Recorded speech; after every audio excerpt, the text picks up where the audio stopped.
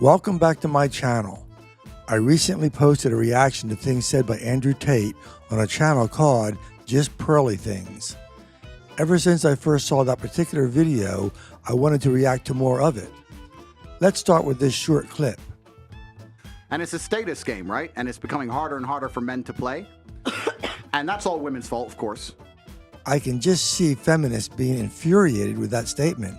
But listen to what Tate says next.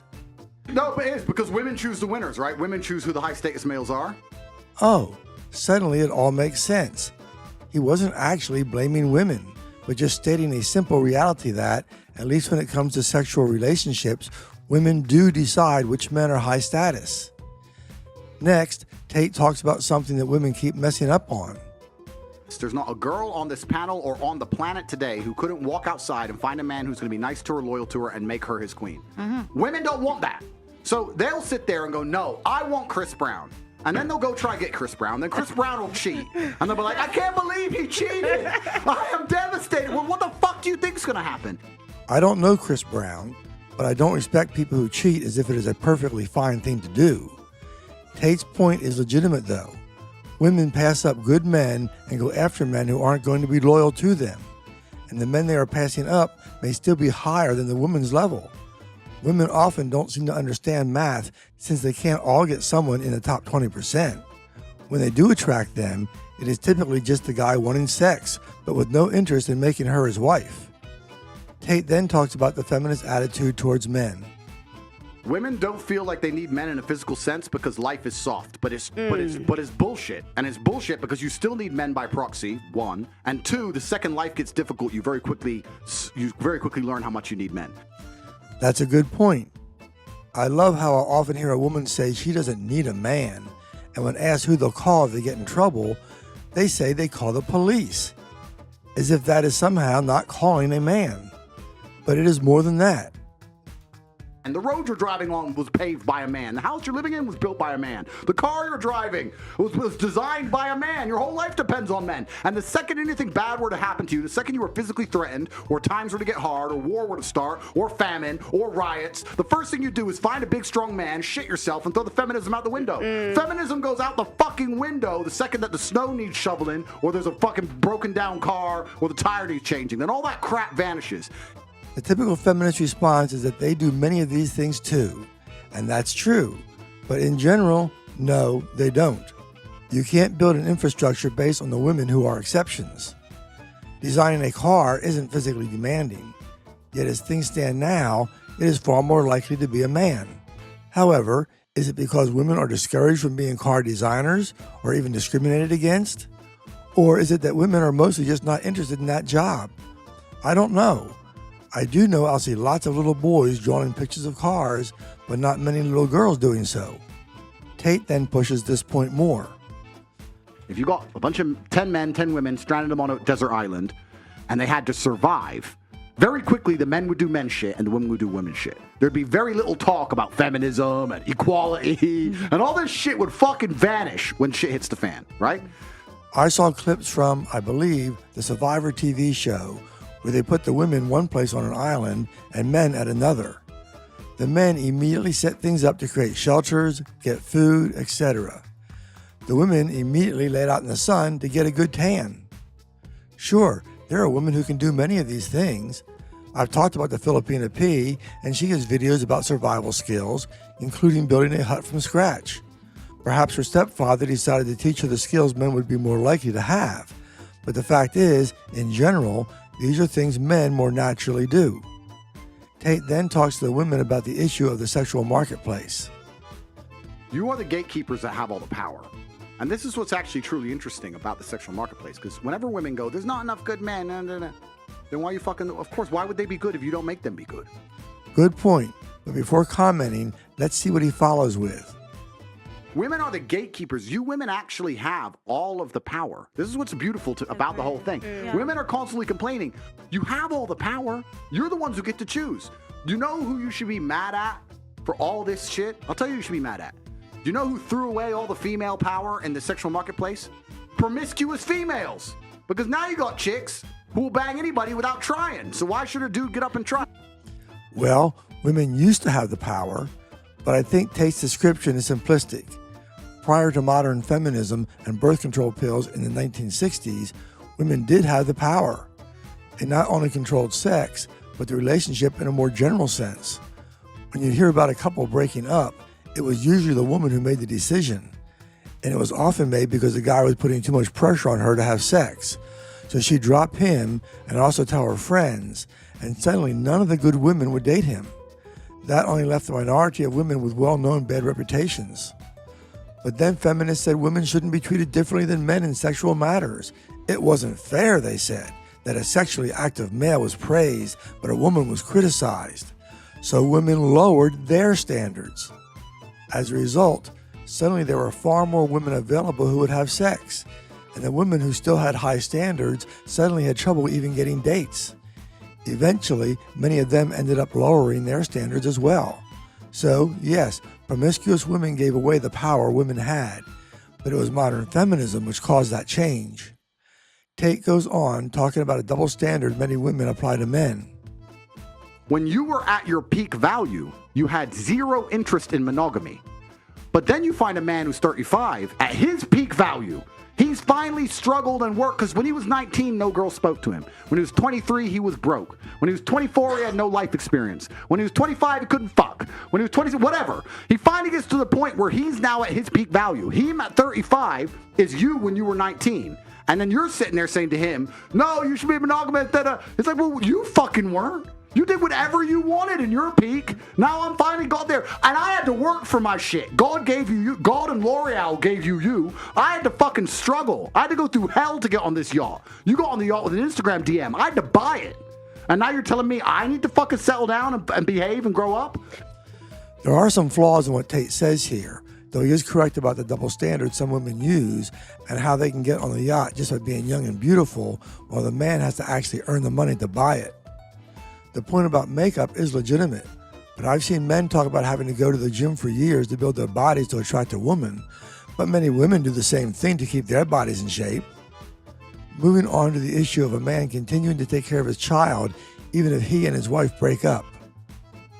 The true answer to it is to instill in the man a sense of duty in which he wants to take care of his woman regardless, because that's his child. But you will do that. I'll tell you how you do that. You do that by inspiring out of the man by being a very good woman. So I'll give you an example. If I had a child with a woman and she was always a great woman to me, she never cheated on me, she was a good woman to me, and I was running around being whatever, and she's like, look, I just can't put up with you anymore. You're top G. You're going to do what you're going to do. I'm going to look after your kid. You can see him anytime you want. I care about you. Please don't leave me in poverty. I have some concerns about that too, because there seems to be no shortage of men who would like to avoid all responsibility. So let's see what else Tate says on this. What's actually interesting to talk about is there's a lot of countries in the world where there is no child support system and it functions, right? So you have to, if you want to pay attention to actually, learn about society as a whole, it's very interesting to study all the different societies and economies in which there is no child support and children don't die. I mean, people get divorced and they still find a way to function. Well, that's another thing that would require research.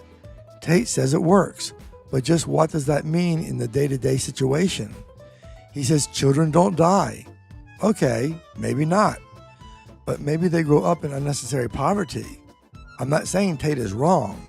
I am saying that his claims are the kind that require confirmation. I really like this next part because it fits in with what I see as a nonsensical battle between the sexes where each side is, more and more, treating the other as the enemy. And yes, I blame modern feminism for most of this, at least getting it started.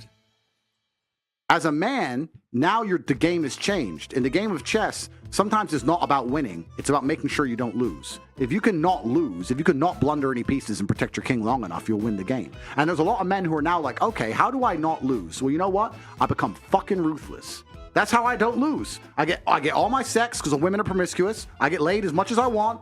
I don't let anyone fucking tie me into anything dumb. Any bitch wants to get fresh to me or fucking talk to another dude, I cut her off financially. And you just get ruthless so you don't lose the game. But that's because the game's been rigged against men. So the harder you rig the game against us, the more ruthless we're going to have to be to compete. And it's unfortunate. I'm not saying I have the answers. I'm just saying why men do what they do. I see this all the time on men's channels. The reaction to how women are treating them has been to act like women are the enemy and to play the game to just not lose. And that does mean men are getting ruthless. I also like this, though it creates some issues that I'll talk about. The point of having a woman as a man, for me at least, is for her to be my peace and quiet. My life is stress. When I come home to my chick, the last thing I want to do is have to handle anything. I want her to just sit the fuck down and her make me happy. She used to be my positive energy. She used to be my sunshine in the rainstorm. Okay. So you're talking about him handle you. I don't know. I can't answer the question exactly. But if you're sitting there constantly arguing over small points or correcting him or that, he's probably thinking, this is a battle. I don't have the energy for another fight. Okay. One of the problems is that, especially if the woman works too, she may be stressed and has had to start preparing dinner and quite possibly be dealing with the kids. Even if she stays home as a housewife, she is working hard and dealing with the kids even longer. We shouldn't forget that. But I do think the smart woman can handle it better than many I've seen. Like, don't just jump on the man about things as soon as he gets home. Give him a chance to unwind. The guy just needs a break before dealing with problems on the home front. But the woman, in my opinion, shouldn't be expected to keep all the stress to herself when it involves the family. Tate then talks about a wife being submissive. Boy, this is a term that really bugs many modern women. It's also biblical, yet many Christian women reject it. But let's hear what Tate says.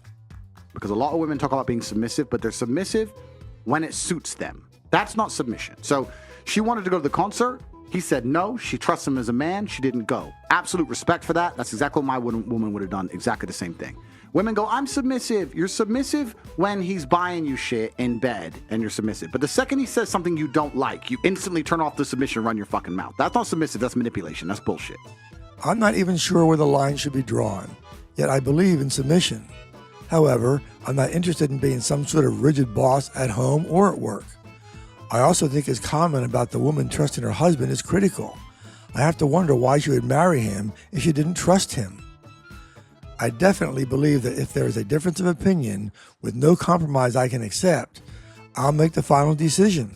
But my woman would know that I only do that after taking what they had to say very seriously with a real desire to work things out. But sometimes I can't. Tate continues on the submission thing with an interesting observation. If you trust your man and you really want to be with him and you really want to submit to him, there's going to be times you're going to submit in ways you don't like. That's the whole point of it. Yeah. There's going to be times where you have to do things you don't want to do. That's a good point. Submission means nothing if you only are submitting when you agree anyway. It's like the politics of free speech today.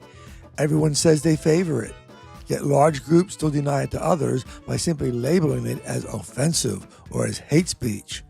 Well, here's the thing. If you don't protect free speech you don't agree with, then you don't support free speech. Tate addresses something women are often blind to, as women complain about being agreeable to what her husband says, even if it is just about a favorite car. You may not realize it, but a man does a whole bunch of shit for you that you don't know. He's watching the shows you want to watch. He's listening to you talk gossip about the girls at work. He's fucking going, yeah, I like that dress, that dress. He doesn't give a fuck about any of it. He's doing it for you. See, that's but the second it's back the other way, you have some fucking issue with autonomy. Right. It's bullshit. Right.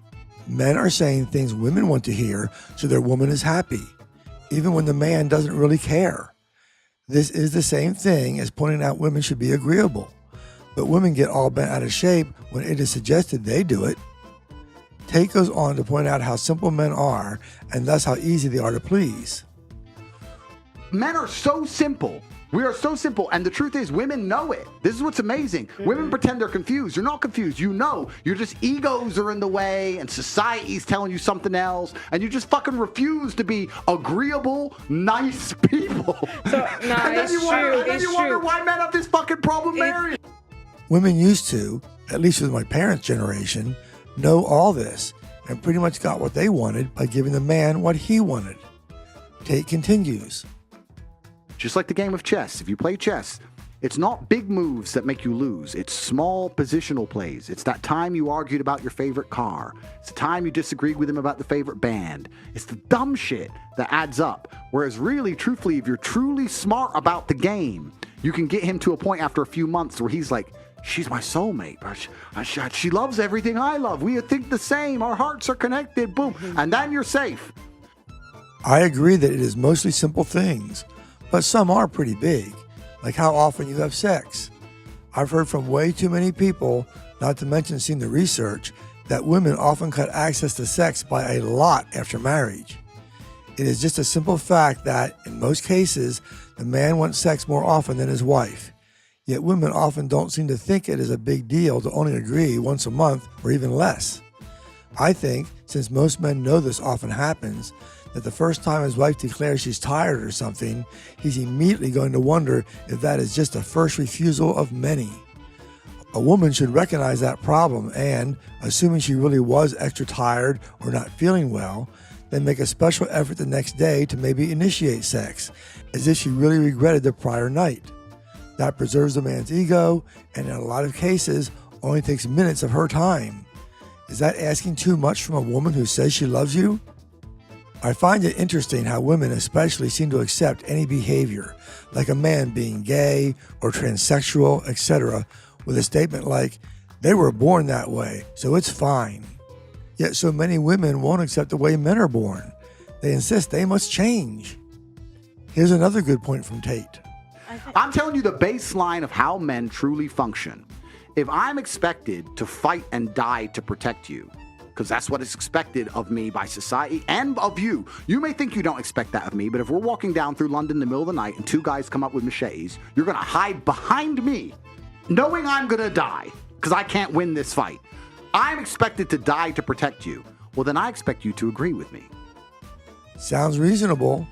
The man is expected to be willing to die for his woman. Some basic agreement from the woman over things that really don't affect her may just be a fair thing to do in exchange. I thought this made sense too, though, again, I'm assuming the man isn't just a control freak about everything. Name a happy relationship where the woman doesn't blindly say, okay, I won't go to that concert. Name one. There is only one framework in which people are happy, with the man in charge, the woman trusts and respects him enough to let him be in charge, and they're a happy couple in relationship.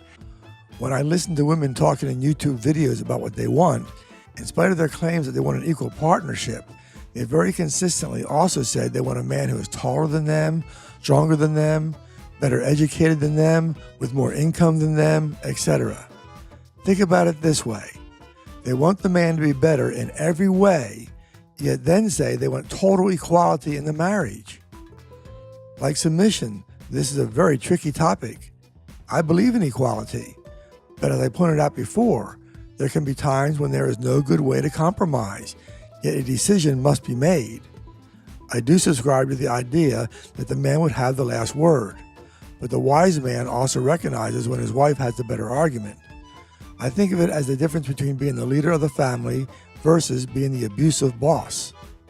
Well, very complicated issues, but at least Tate made some interesting observations that can stimulate further discussion, which is what I like. Thanks for watching, and don't let the trolls stop you from speaking out.